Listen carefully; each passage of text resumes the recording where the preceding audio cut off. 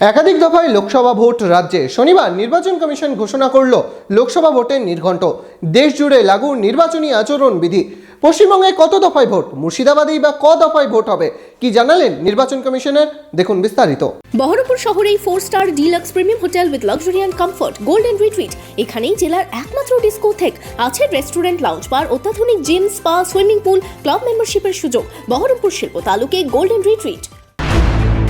লোকসভা ভোটের নির্ঘণ্ট প্রকাশ নির্বাচন কমিশনের। দিল্লি থেকে 18তম লোকসভা ভোটের দিন ঘোষণা করলেন chief election commissioner Rajiv Kumar. দেশে 7 দফায় হচ্ছে ভোট। 19 এপ্রিল থেকে শুরু হচ্ছে ভোট, গণনা হবে 4 জুন। রাজ্যে 7 দফায় হবে ভোট। মুর্শিদাবাদ জেলার 3টি লোকসভা আসনে ভোট হবে 2 দফায়। 7ই মে ভোট হবে মুর্শিদাবাদ ও জঙ্গিপুরে। 13ই মে বহরমপুর লোকসভা কেন্দ্রে ভোট হবে 4র্থ দফায়।